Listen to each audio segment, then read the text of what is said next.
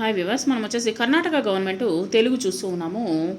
అమ్మ నిన్ను తలుచుకుంటే అనేటువంటి పాఠాన్ని 6వ తరగతి తెలుగు మంజరిలోనిది కటుకోజ్వల అనేటువంటి ఆవిడ రచించింది. ఇక్కడ వచ్చేసి మనము అమ్మను తలుచుకుంటే కన్నీరు ఏమవుతుంది, అమ్మ నిన్ను నీవు చేస్తున్నటువంటి చాకిరీ పడుతున్నటువంటి కష్టం చూస్తే నా గుండె నీరై కన్నీటి నీరు అవుతుంది. అమ్మ చాకిరీ చేస్తే గుండె ఏమవుతుంది, అమ్మ చేస్తున్నటువంటి చాకిరీ చూస్తే గుండె నీరై కన్నీటి ఏరు అవుతుంది. అమ్మని ఏమని అంటున్నారు, అమ్మను అబల అంటున్నారు. అమ్మ ఆరోగ్యంగా ఉంటే మనకు ఏమి కలుగుతుంది, అమ్మ ఆరోగ్యంగా ఉంటే మనకు మహాభాగ్యం కలుగుతుంది.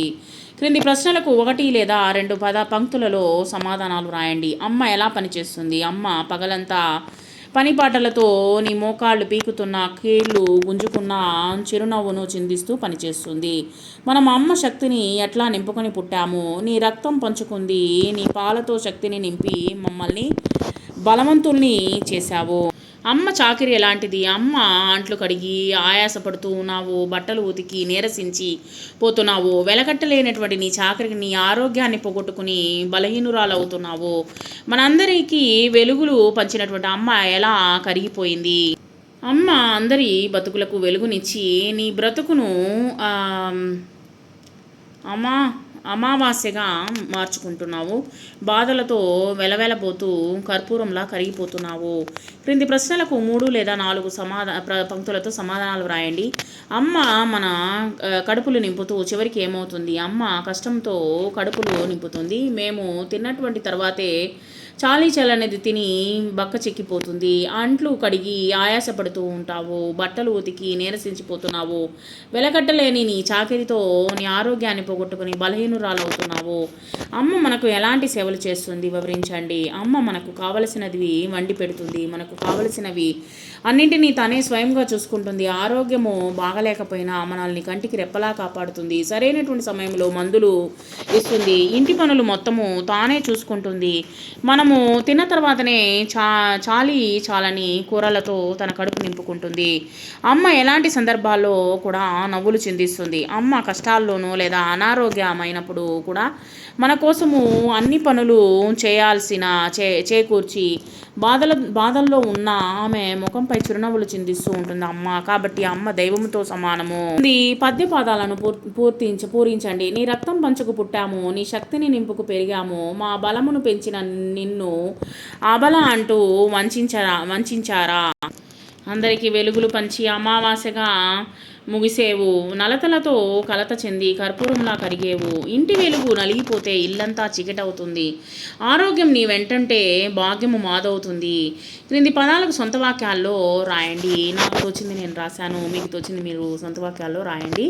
చాకిరి, అమ్మ మన కోసం రోజంతా చాకిరి చేస్తుంది.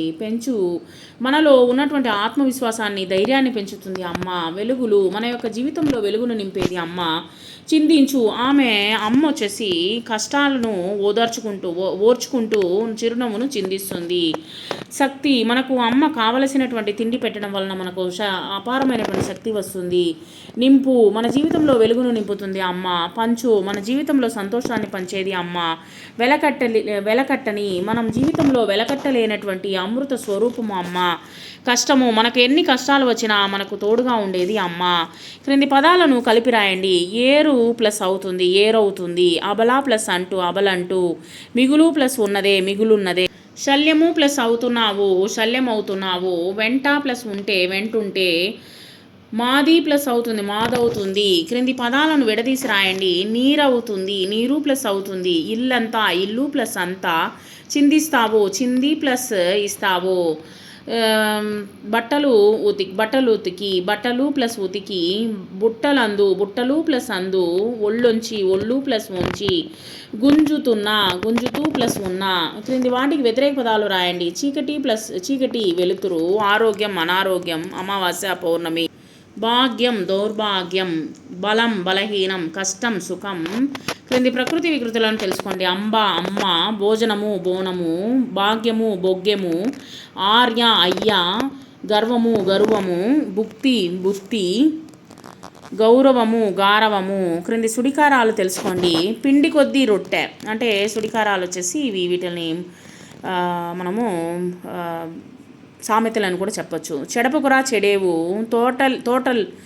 తోకలేని పిట్ట తోకలేని పిట్ట 90 ఆమడలు పోవు దూరము. దేవుడి సత్యము ఎవరికి ఎరుక, ఎంత చెట్టుకు అంతే కాయలు.